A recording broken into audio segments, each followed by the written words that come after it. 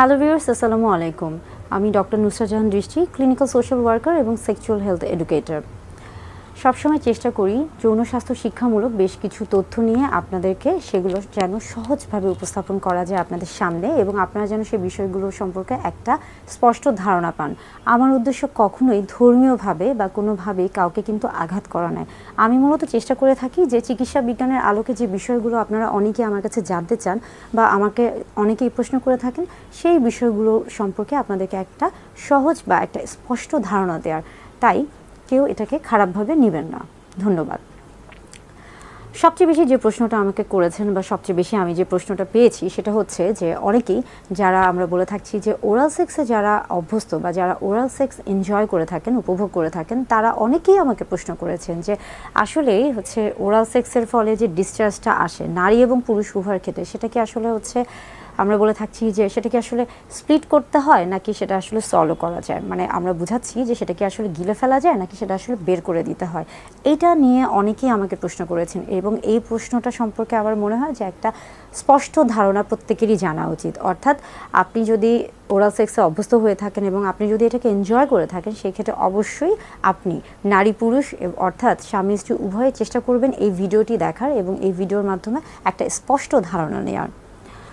কি হয়ে থাকে যে যারা আসলে ওরাল সেক্সে অভ্যস্ত বা যাদের অভ্যাস রয়েছে ওরাল সেক্সে বা যারা এটা এনজয় বা উপভোগ করে থাকেন, তাদের ক্ষেত্রে মূলত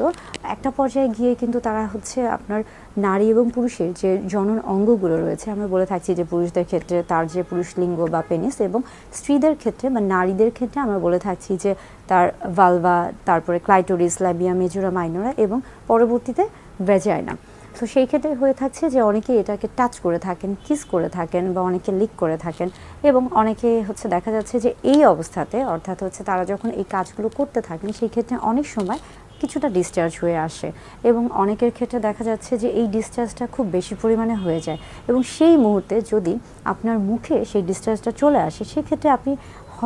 অনেক সময় হয় কি যে না চাইলেও অনেক সময় হয়তো বা আপনার মুখের ভিতরে চলে গেছে, তো সেই ক্ষেত্রে অনেকে ঘাবড়ে যায়, ভয় পেয়ে যায় যে আসলে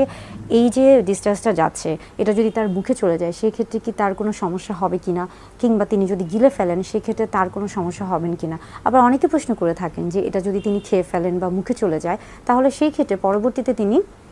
কনসিভ করবেন কিনা, অর্থাৎ তিনি প্রেগনেন্ট হয়ে যাবেন কিনা বা পরবর্তীতে তিনি গর্ভবতী হয়ে যাবেন কিনা। এই যে হচ্ছে কমন প্রশ্নগুলো অনেকেই আমার কাছে জানতে চেয়েছেন। আসলে আজকে জানবো যে আসলেই কি যদি মুখে চলে যায় বা কেউ হচ্ছে এটা গিলে ফেলেন বা সেটা ভুলবশত হতে পারে কিংবা সেটা ইচ্ছা করে হতে পারে, সেই ক্ষেত্রে কি তিনি আসলে গর্ভবতী হয়ে থাকবেন বা সেই ক্ষেত্রে তিনি কি আসলে কোনো সমস্যায় ভুগবেন কিনা। মূলত তিনটা জিনিস মাথায় রাখতে হবে যে যারা আসলে এই অভ্যাস বা যারা ওরাল সেক্সে অভ্যস্ত বা যারা ওরাল সেক্সটা এনজয় করে থাকছেন বা উপভোগ করছেন, তাদের ক্ষেত্রে এই ডিসচার্জটা হয়তো বা ইচ্ছা করে অথবা ভুলক্রমে যদি তার মুখে চলে যায় তাহলে ভয় পাওয়ার কিছু নেই, কারণ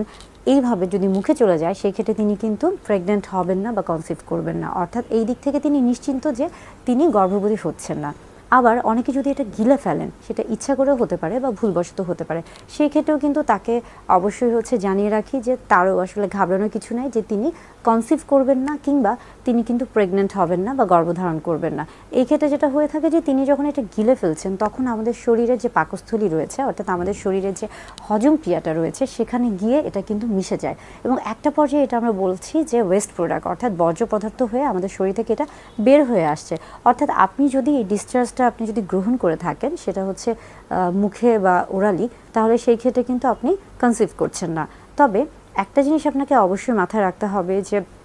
আপনি যদি এটা আসলে হচ্ছে আপনাকে সবসময় খেয়াল রাখতে হবে যে আপনার যে সঙ্গী রয়েছে অর্থাৎ নারীর ক্ষেত্রে পুরুষ বা পুরুষের ক্ষেত্রে নারী কিংবা স্বামী স্ত্রীর ক্ষেত্রে সবসময় খেয়াল রাখতে হবে যে তিনি যেন অবশ্যই একজন নির্দিষ্ট সঙ্গীর সাথে সহবাসে অভ্যস্ত হয়ে থাকেন বা এই যে ওরাল সেক্সের কথা বলছি সেটাতে অভ্যস্ত হয়ে থাকেন, অথবা দুজন যদি মনে করে থাকেন যে একজনের একের অধিক সঙ্গী রয়েছে অর্থাৎ আমরা বলে থাকছি যে মাল্টিপল সেক্সুয়াল পার্টনার রয়েছে, সেই ক্ষেত্রে কিন্তু অবশ্যই নারীর ক্ষেত্রে যেমন ডেন্টাল ড্যাম ব্যবহার করতে হবে এবং পুরুষদের ক্ষেত্রে অবশ্যই কন্ডম ব্যবহার করতে হবে। এবং আরেকটা যে বিষয় হচ্ছে বা একটা সবচেয়ে গুরুত্বপূর্ণ বিষয় হচ্ছে যে আপনি যতই বলেন না কেন, আপনি যদি কন্ডোম ব্যবহার করে থাকেন এবং আপনি যদি ডেন্টাল ড্যাম ব্যবহার করে থাকেন, সেই ক্ষেত্রে আসলে আমরা বলে থাকছি যে অন্যান্য যে বিষয়গুলি রয়েছে, যেমন সেক্সুয়ালি ট্রান্সমিটেড ইনফেকশন, অর্থাৎ যৌনবাহিত যে জীবাণুগুলো রয়েছে সেটা দ্বারা কিন্তু আপনার সংক্রমিত হওয়ার সম্ভাবনা কম থাকবে এবং সেই ক্ষেত্রে কিন্তু আপনি যৌনবাহিত রোগে আক্রান্ত হবেন না। অর্থাৎ আপনি যদি কন্ডোম ব্যবহার করে থাকেন কিংবা আপনি যদি ডেন্টাল ড্যাম ব্যবহার করে থাকেন, সেই ক্ষেত্রে কিন্তু আপনি এই যে যৌনবাহিত রোগগুলো আছে সেগুলো দিয়ে কিন্তু আক্রান্ত হবেন না, অর্থাৎ নিজেকে সুরক্ষিত রাখতে পারবেন। তাই অবশ্যই ওরাল সেক্সে যারা অভ্যস্ত বা যাদের অভ্যাস রয়েছে তারা কিন্তু এই বিষয়গুলো খেয়াল রাখবেন। আর আরেকটা গুরুত্বপূর্ণ বিষয় হচ্ছে উভয়ের ক্ষেত্রে, সঙ্গীদের ক্ষেত্রে অবশ্যই আমরা বলে থাকছি যে হাইজিন, অর্থাৎ পরিষ্কার পরিচ্ছন্নতা অবশ্যই বজায় রাখতে হবে। এবং আরেকটা বিষয় হচ্ছে যে রক্ত পরীক্ষা অবশ্যই আপনাকে হচ্ছে জেনে রাখতে হবে যে আপনি যার সাথে মিশছেন বা যার সাথে শারীরিক সম্পর্ক করছেন তিনি ইতিপূর্বেই বা ইতিমধ্যেই তিনি হচ্ছে বিভিন্ন রকমের জীবাণু দ্বারা সংক্রমিত আছেন কিনা। এটা হতে পারে বিভিন্ন ধরনের ভাইরাস ইনফেকশন কিংবা হতে পারে যে আপনার এইচআইভি এইডস, আমরা বলে থাকি হারপিস, ক্লামাইডিয়া, অর্থাৎ বিভিন্ন রকমের যে জীবাণু সংক্রমণগুলো রয়েছে দুজনই আসলে হচ্ছে সেই দিক থেকে পরিষ্কার আছেন কিনা, ঠিক আছে কিনা। অর্থাৎ